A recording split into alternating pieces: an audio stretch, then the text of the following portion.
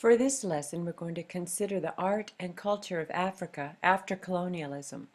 This could also be called the art and culture of Africa in the modern era, but it's necessary to consider colonialism when we look at the art of this era. So what we're really going to be talking about is from the early 1800s up to the present day. To begin our conversation, let's look at a finial of a staff. So this is the head of a staff, and it's from the Ashanti people. Now, the Ashanti people of Ghana have a saying. That saying is that political power is like an egg. If you grasp it too tightly, it will shatter in your hand. If you hold it too loosely, it will slip from your fingers.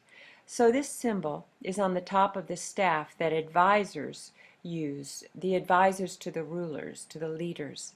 They would bring this staff with them when they were going to be having some kind of an important political negotiation. The staff is interesting to consider, the walking stick, as this is used as a universal symbol of authority. The Native Americans use it. It's popular in Persian culture, in China, and here in Africa also. When one holds a staff, they are exuding a certain wisdom or age. Beginning in the 15th century, when Europeans first arrived in Africa, objects such as this have been shipped back to Europe and enjoyed as curiosities from, quote, primitive cultures.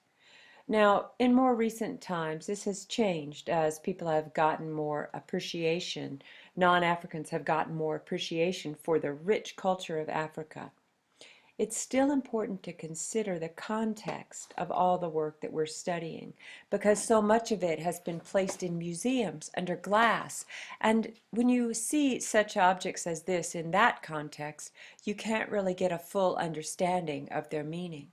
So this was a piece sculpted, and perhaps even the artist had a little sense of humor of this guy's just holding the egg, trying to keep it at the perfect balance.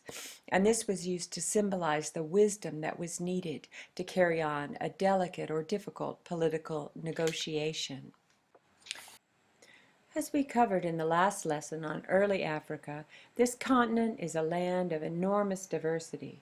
It has a vast range of climates and geography. There's rainforests, there's deserts, there's mountains, there's very low-lying areas along the coasts. And this wide range of diversity in the geography is also expressed in the culture.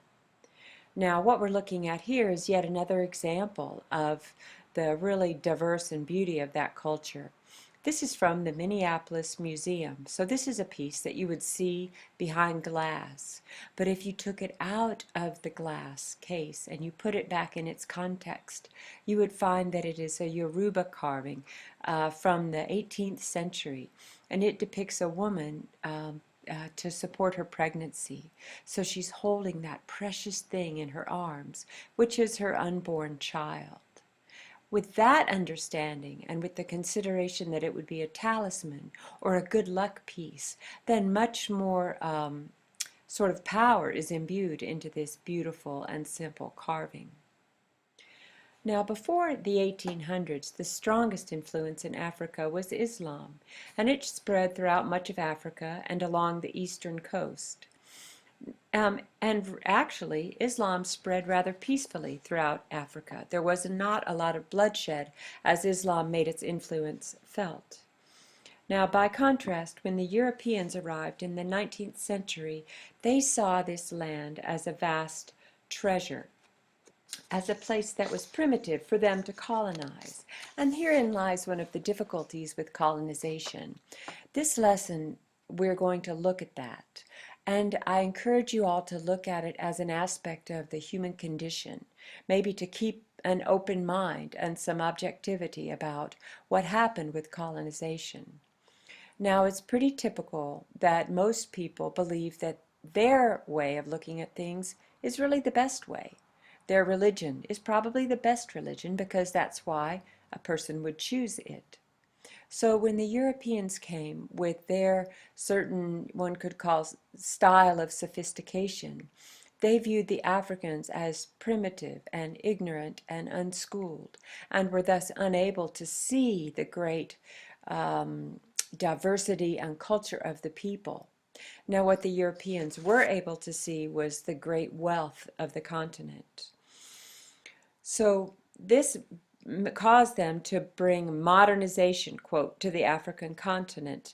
And this was really pretty traumatic for the African people who had been living a certain way for a long time. While the Europeans did first arrive in the 1500s, at that point they were concentrated on the coast, and this did include the slave trade, which was big business in Africa, and it caused a lot of splits among the tribes because tribes would take people from other tribes and then enter them into the slave trade. The slave trade led to at least 10 million Africans being forcibly taken to North and South America as well as to the Caribbean islands. Now, in the 1800s, the slave trade started to diminish, this expression of the slave trade. European explorers at that time moved more into the African interior. Now, the first explorers were followed by Christian missionaries who set to bring Christianity to the people of Africa. Now, they sent home stories that excited the popular imagination in Europe. And the potential wealth of the natural resources in Africa led to a kind of a competition among European countries as they sought to gain control of the most territory in Africa. Now, at first, the Europeans attempted to gain control by becoming allies with African rulers, and when this didn't work, they used force, and they were supported by their advanced weaponry. So African artifacts were taken out of context, were seen as simply objects, and were widely disseminated to museums. And scientists also looked to Africa at the time for information about the origin of humanity, as they felt that it was the cradle of civilization, where human beings began. Scholars and museums at this time competed for artifacts, and this further destabilized African societies. So imagine if there's a relic, let's just put it into Christian context, an old cross that has been with the church for 500 years, and people come as pilgrims to worship at this cross. And then a foreign power comes in and removes it. There's a destabilization that by its very nature happens. And this is even more important in the African cultures because most of the objects that we'll be looking at were imbued with spiritual meaning and significance and were used as part of rituals. So let's look at one example of how this worked, not really for the favor of the African people. And again, I'm presenting this objectively. I'd like to move past, all the Europeans are the bad guys and those poor Africans, because we're really just studying a period in history, but we can look around us today and see that this is repeated over and over again. However, in the case of the African continent, the influx of Europeans had very extreme and lasting influence. So remember Benin, that great city that we looked at in the last lesson. Benin was the home of a rich cultural and artistic tradition for hundreds and hundreds of years. They believed that near Benin was the source where the world began. So this was destroyed by the British. The city of Benin was destroyed in the 1800s, in 1897 actually, because first the British sent a diplomatic mission, and most of the men on that diplomatic mission were killed by the people of Benin. But there's more to the story than that. When the diplomats arrived at Benin, they demanded to see the king. And they were told that the king was leading an important annual ceremony that honored the ancestors and so would not be available for a few days. Now, the British diplomats were outraged at this, and they refused to wait and, caused quite a ruckus in the middle of this annual and important ceremony when the people were appeasing their ancestors. Of course, this is according to their belief system. So the expedition was attacked, and almost all the people were killed. So, of course, the British sent a large armed force to sack the city of Benin, and they exiled the king. So this next photo, shows some of the loot that was taken. They stole over 2,000 antiquities from the royal treasury at Benin, and a lot of these were old and important to the people. But now they are spread throughout museums all over the world. So now let's look at a few more pictures from that time. This is two British officers with an oba, or king, and I just love this picture because there's something about the dignity, and if you can see closely, there is a fear or a trepidation in this man's eyes. Maybe he has enough foresight to see that what's coming down the pike is not really going to be so good for his people. You can see here also the nice spotless uniforms of the British and the more textured uniform of the African king. And here you can, it's easy to get it, how the British would hold themselves as superior, and yet there's something very kind of humorous about the way it's presented. And let's look at one more photograph. If you look at this man seated, he is the Oba of Benin, the king who has ruled the city of Benin for generations from his lineage. So at this time he is seated and he is about to be exiled forever from the city of Benin because of the British taking over the city and sacking the city. That's part of what they did as a punishment for their diplomatic mission being attacked. So this story exemplifies the imbalances and misunderstandings that led to quite a lot of trouble on the African continent. But now we're going to move on and look at some of the details. Back to the map. It's always good to take a look at a map. So we were just speaking of Benin. Here it is, in Ghana, and the ancient city of Ife, and Mali is where a lot goes on. We'll also talk about the Sudan, and a lot happening here in the Congo and the Democratic Republic of Congo. So these are mainly the areas that we'll be studying this week. One of the things that is notable about pretty much all of the societies on the African continent is the way that you could say art is everywhere. Art is in the textiles that the people wear.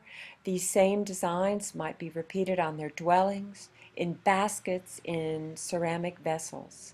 And this is simply because the creative expression is a part of society. Now here we're looking at shelters, the shelters of the Nankani people between Burkina Faso and Ghana in West Africa.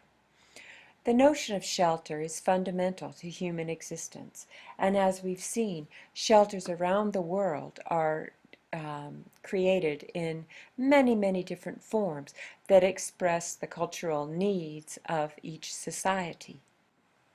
In the case of the Nankani people, they have a rather unique expression in how they make their shelters.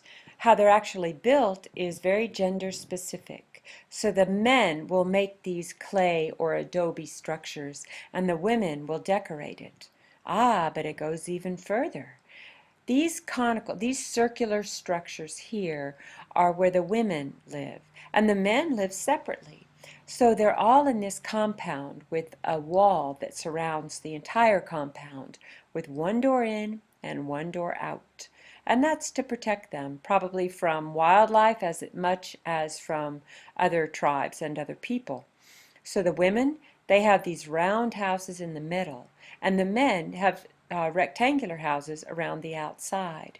And the women paint the outside of the houses with these designs, and they all have specific meaning. One thing I love about this particular image is this green paint right here. That is just about to be applied to these structures, and I like to consider the next step. So now let's talk for a moment about children. Children are the prize of virtually any society. But when a society lives maybe a little closer to the earth and is more challenged on the most basic levels, then children become all the more precious.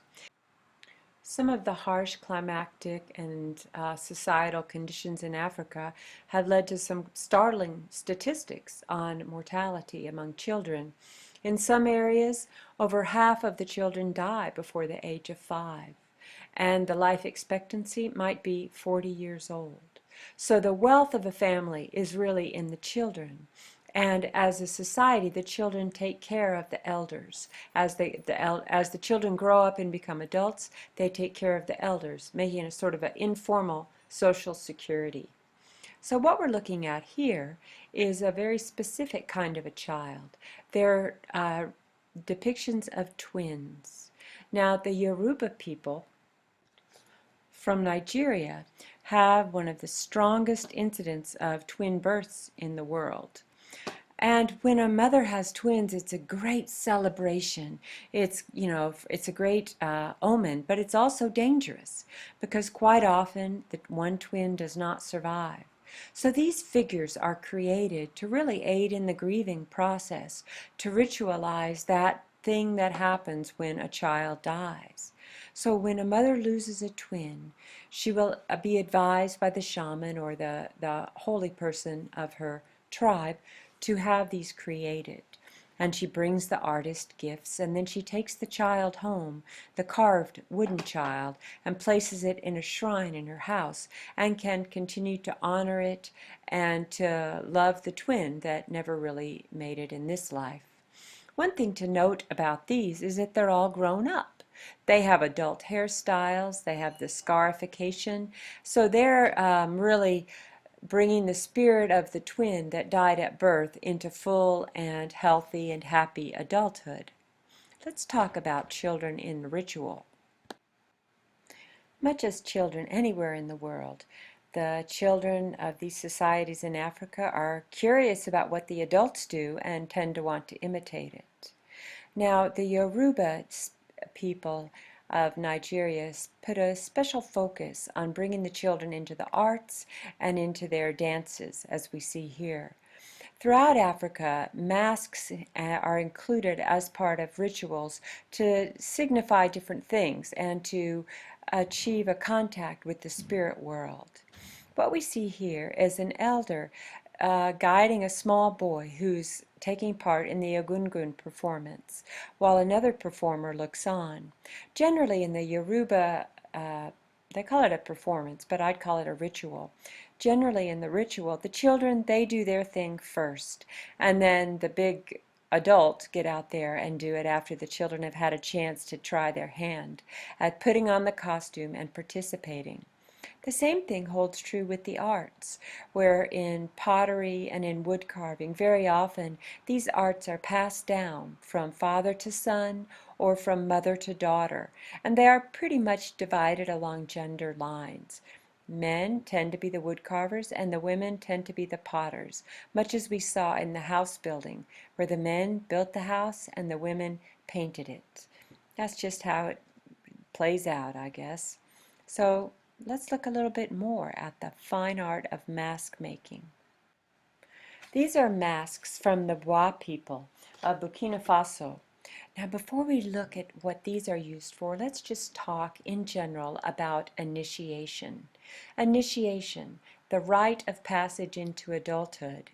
In North American society in general, that's done through maybe graduating high school, getting a first job or a first car, but there's not really an established rite of passage or initiation from childhood into adulthood.